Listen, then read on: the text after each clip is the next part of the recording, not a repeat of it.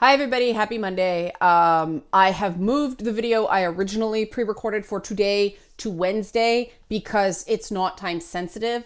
Mondays and Tuesdays are more time sensitive. It's already a little dated because this was stuff that happened like Thursday of last week, Wednesday, Thursday of last week.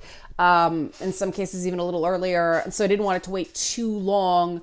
But so Wednesday's video is going to have a reference to Monday. You have been warned. I'm sure I'll get a million friggin' comments anyway, but not much I can do. What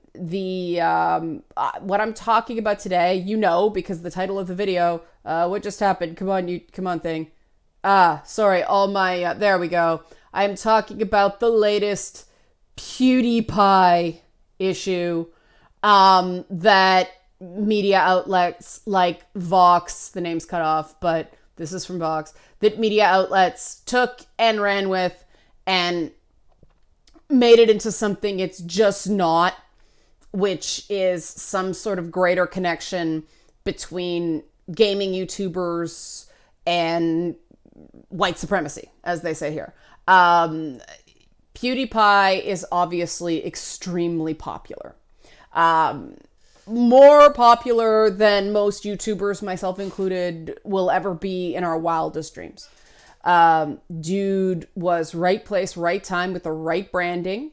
But I think we've sort of learned over the years that PewDiePie is not the brightest bulb in the sign.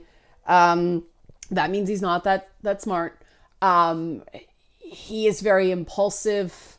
He isn't the most woke dude in the world, and he makes some terrible choices in public. This does not make him alt-right.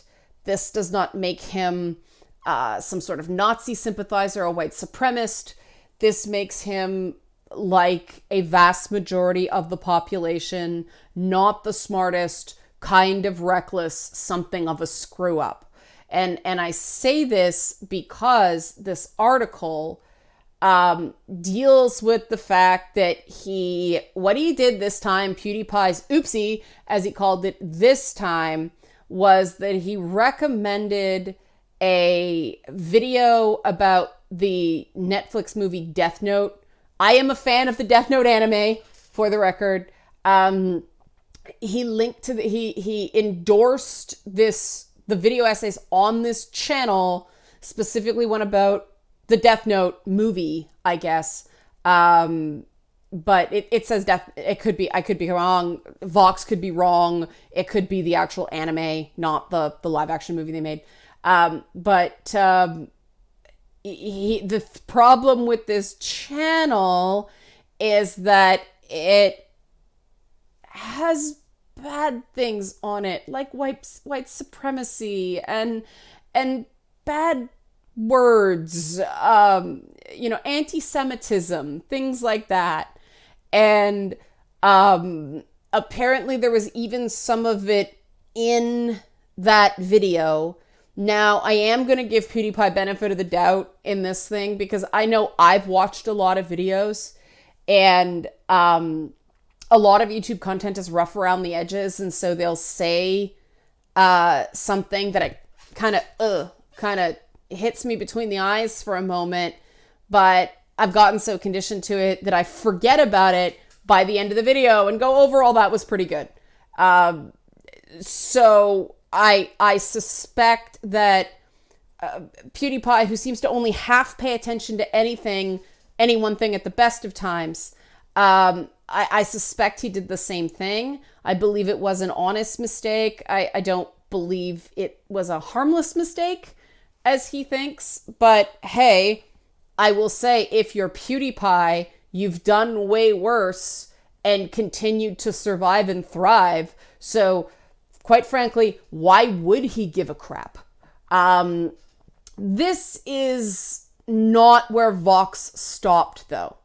If they'd stopped at PewDiePie was an idiot again, I'd have no beef. This was objectively a dumb and not clueless and not terribly well researched thing to do. He is not treating his endorsements as the incredibly powerful thing that they are. But Vox didn't stop there. I'm trying to find the paragraph thing here, but it's a bunch of things the channel did, which you don't need to know about. I'm not going to do something that's upsetting. I'm trying to find, here it is. Was that the right paragraph? Well, this article is quite circular. So give me a second. I had it, and now it's gone. Crap. Sorry about this, guys. Hang on.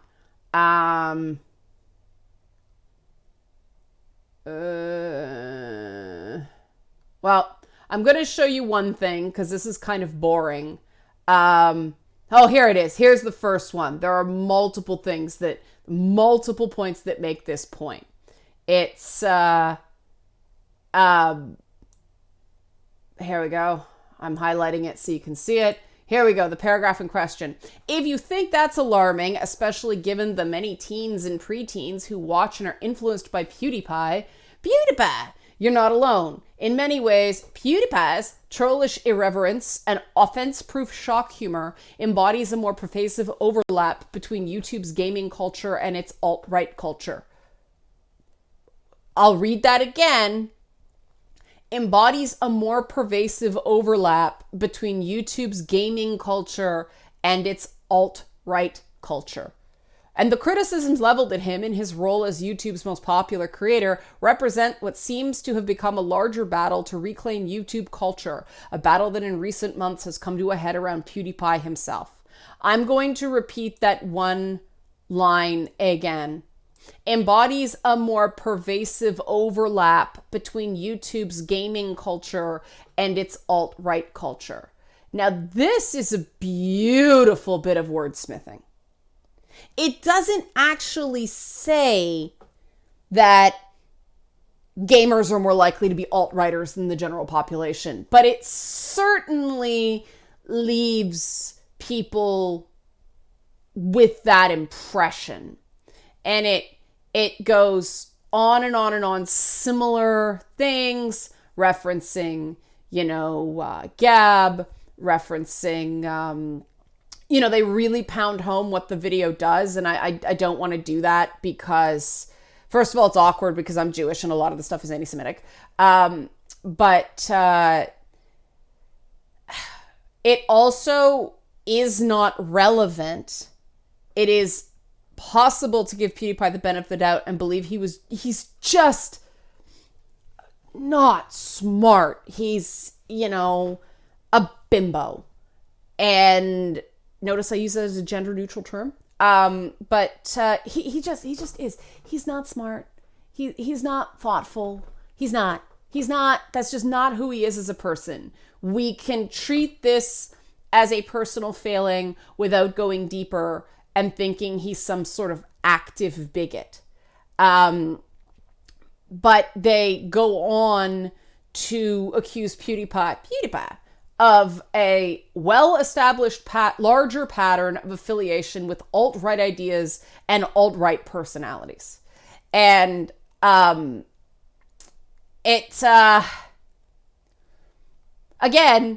if they'd stuck to just talking about PewDiePie, maybe there'd be an argument there.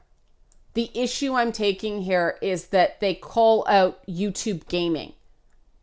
And therefore, anybody who streams on YouTube, including me, who does feminist gaming content. Gaming is huge. The number of gaming YouTube channels out there is huge. The reason that there is a separate section of YouTube for gaming is because it is massive.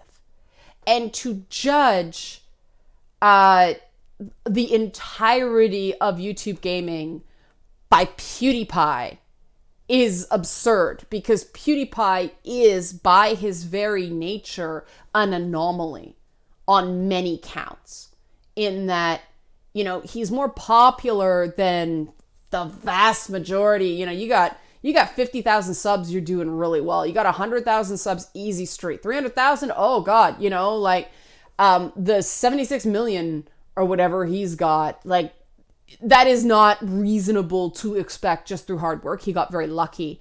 But the other thing that sets PewDiePie apart from other extremely popular gaming YouTubers is that it's not even that he's not a very good gamer.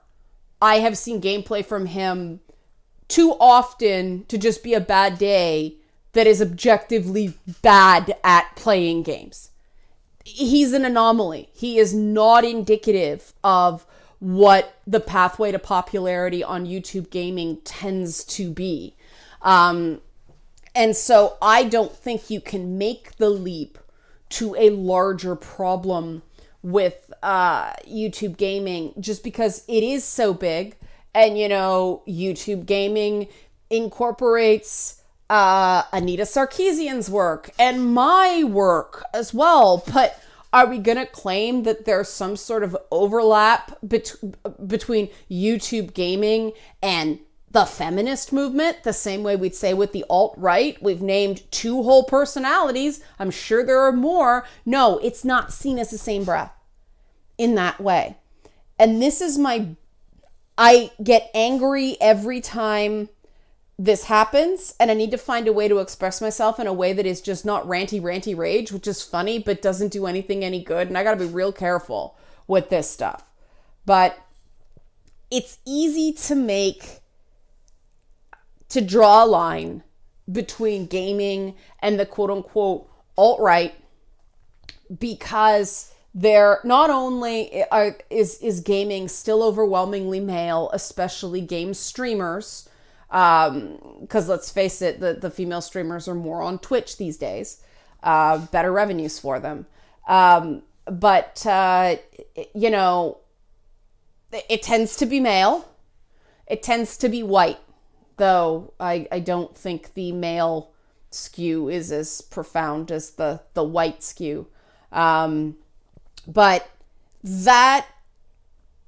that makes it easier to make the jump to, oh, they're bigots, because of course it's, it's the year of the blame the white, straight, cishet male. I duplicated. White, straight, cis male. There we go. It's the year of that, right? Like, that's trendy right now.